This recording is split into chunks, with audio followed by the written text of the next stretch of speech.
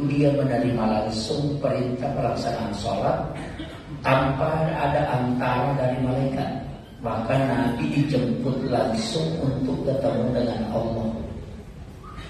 Itulah sehingga dalam pelaksanaan sholat, sebelum kita jauh masuk membahas, karena ini kan saya punya jadwal sampai 15. Jadi saya mudah-mudahan bisa selesai nanti untuk pembahasan tentang sholat ini.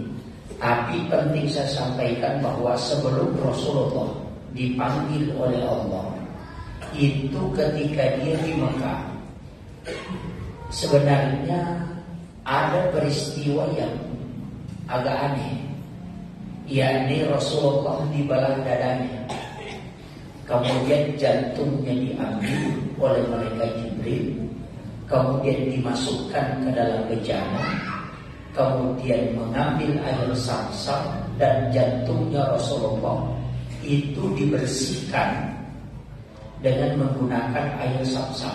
Ini nanti ada beberapa versi, tapi yang jelasnya hadis ini hadis sahih. Tapi versinya begini: ulama tasawuf tidak mengatakan dibersihkan. Ulama hikmah juga berbeda pandangannya. Tapi kalau dalam pandangan fikih, kita mengatakan jantungnya Rasulullah itu dibersihkan. Ulama sufi mengatakan tidak. Orang yang mengatakan dibersihkan itu keliru, karena jantungnya Nabi tidak kotor. Yang dibersihkan itu yang kotor. Jantungnya Nabi itu tidak punya dendam. Di hatinya Nabi tidak ada dendam, tidak ada dosa. Sehingga kalau kita mengatakan dibersihkan itu tidak. Hatinya, jantungnya Nabi itu ditambah hikmah, bukan dibersihkan. Kalau komputer di-upgrade, dinaikkan kadar kemampuannya, sehingga karena dia ingin melakukan perjalanan lintas dimensi, sehingga dia harus di-upgrade kecepatannya. Makanya hatinya Nabi tidak dibersihkan, karena yang dibersihkan itu yang kotor. Jadi cuma ditambah hikmah. Ulama hikmah itu beda lagi. Dia mengatakan hatinya Nabi tidak ditambah hikmah, karena itu sudah sempurna. Akan tetapi air Zamzam yang mau dijadikan sebagai air yang mulia. Karena kenapa? Sesuatu yang menempelkan Nabi itu pasti bagus dan pasti dimuliakan. Hajar Aswad itu tidak mulia.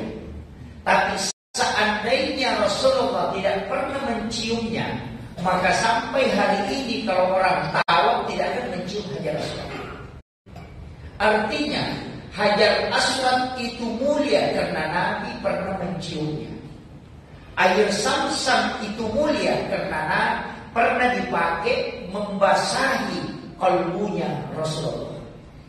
Itu. Malaikat Jibril itu mulia karena dia mendampingi langsung Rasulullah.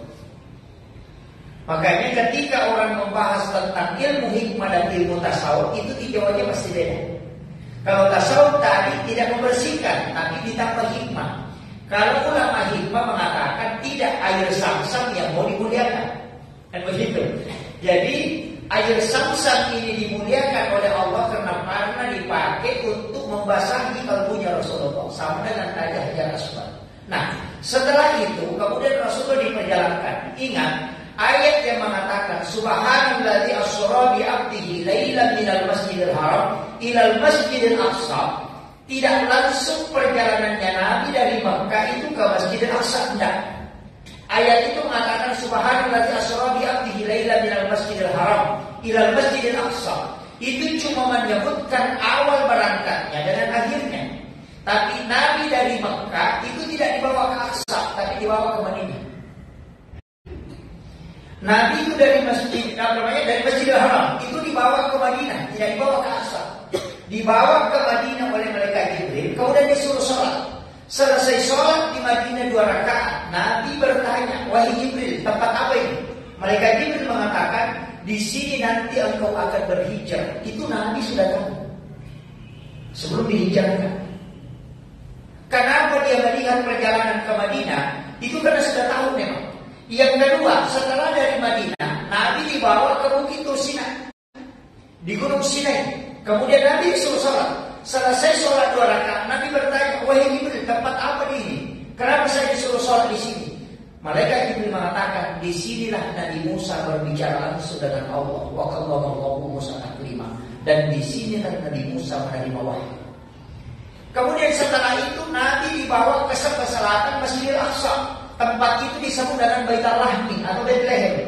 Nabi lagi disuruh sholat. Selesai sholat 2 rakaat, Nabi kemudian bertanya, tempat apa nih Jibril? Malaikat Jibril mengatakan, disinilah Isa bin Maryam dilahirkan. Setelah itu baru dibawa ke Masjidil Aqsa. Nabi menjadi imam. Seluruh Nabi dan Rasul itu menjadi makmum di belakangnya. Itu isyarat bahwa Rasulullah adalah imamnya para Nabi dan Rasul.